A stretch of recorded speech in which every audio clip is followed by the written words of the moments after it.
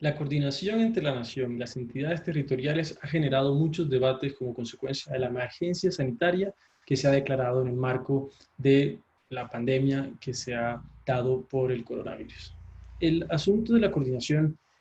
entre el orden nacional y las entidades territoriales ha tenido un punto muy interesante de discusión a partir de las decisiones de orden público que se han tomado. En primer lugar, por el lado de las entidades territoriales, las decisiones que se iban tomando, como por ejemplo de toque de queda o por ejemplo de limitaciones a la movilidad, como fue el caso del departamento de Boyacá, llevaron en su momento a que el decreto 418 de 2020, adoptado por el gobierno nacional, terminara por establecer condiciones concretas sobre la forma como debía identificarse y desarrollarse las decisiones de orden público en todo el territorio nacional. Pero el asunto que ha traído debate a partir de este tema es que el decreto 418 de 2020 no corresponde a un decreto legislativo del estado de emergencia que se ha declarado como consecuencia de la pandemia del coronavirus. Por el contrario, el decreto 418 de 2020 corresponde a un reglamento ordinario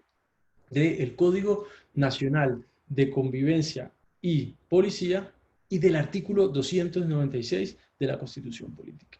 Lo interesante es que ese artículo 296 de la Constitución Política, que existía y había sido utilizado por el gobierno nacional, sobre todo para asuntos de conflicto interno armado,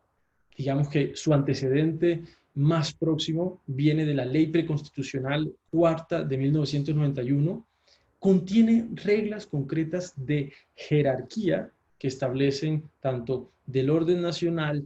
como del gobernador sobre las decisiones que adopten en el orden municipal. En esa medida, esta normativa parece contener una referencia un poco extraña a la lógica del artículo primero y 287 de la Constitución Política, que establecen que las relaciones, que el funcionamiento del Estado desde la perspectiva de la organización administrativa debe basarse tanto en la descentralización como en la autonomía de las relaciones interadministrativas. Y que para complementar esas dos cláusulas al interior del Estado unitario se debe pretender la coordinación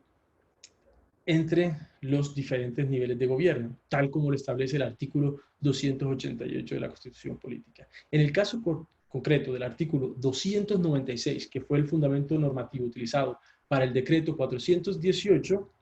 lo que ha sucedido es que se evidencia una verdadera jerarquía por parte del orden nacional cuando se toman decisiones en materia de orden público.